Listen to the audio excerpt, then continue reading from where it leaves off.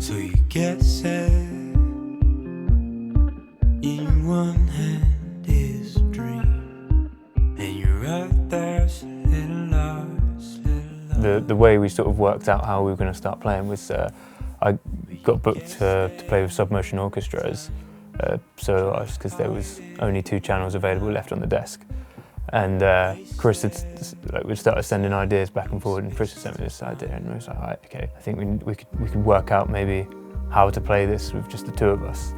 And So So Sun was really born of it had a digital birth, alongside all the organic sounds that we've been working on before. And so the combination of the 2 is what we wanted to start focusing on, rather than just being confined, I think, to an extent by acoustic instruments, because we've been in a lot of folk-based bands, I suppose, is probably the best way to put them, singer-songwriter stuff, and I think we just want a bit more freedom.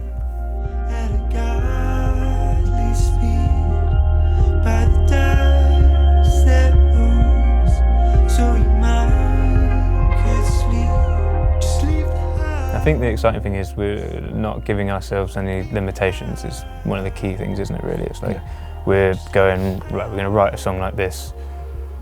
Doesn't matter if we can play it live just yet, we'll work it out, we'll get there. And then when we do, it usually ends up being something we can do and in the future, you know. And it doesn't matter what genre it falls under, like it could be a drum and bass track. We've talked about doing some drum and bass at some point. It could be a folky track, there's no reason why it couldn't be. No, but there'll be probably something that holds it together still, whether we know what that is, I don't know. It seems to be. Yeah, it's the So So Sun. I don't know what it is, yeah. Yeah, that's what it will be. It'll be your voice, and it'll be some flugelhorn. And like some synthy pads. Yeah, we do like floaty pads, don't we? But then some like nice groovy drums with an unusual beat. Like I'd like to be writing on analog synths, which could potentially be quite restricting, and I don't have the facilities anyway. So to store like yeah. So multiple synths. I'll be quite ruthless with my choices and just like pick something and build around that. And more often than not, Sorry, I'll change that it if I ends don't up like it. disappearing. Yeah, like that original part will disappear, but then the song's been created around that. Like we had a song that was created around the sound of a train. Yeah. Like, and then by the end of the song, that was pretty much not there anymore.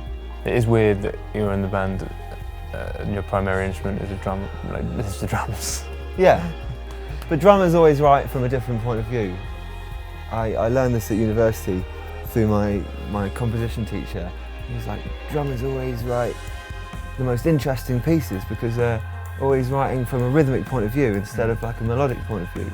Yeah. And I do think that is probably where I'm coming from. That's probably where it works quite well, to be fair.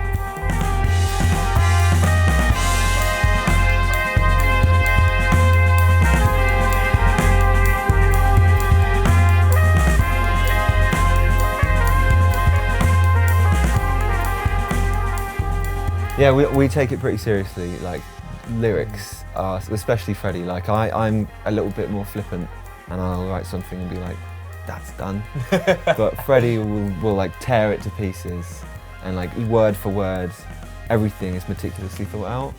I think it has a place in timing as well, because sometimes we'll write something and then at that period it won't necessarily be something that's inspiring lyrically happening, like, you know. And then as soon as something does come along, it's like, oh, you just click. Because we'll be writing instrumentals quite a lot. Like we've got so many things on the back burner that it's kind of like sometimes you have to kind of wait for the songs to apply the meaning and feeling themselves to you. A lot of it was inspired by family, and a lot of it still is. But I think I'm trying to like breach a bit more of the world rather than what was so close to me as before.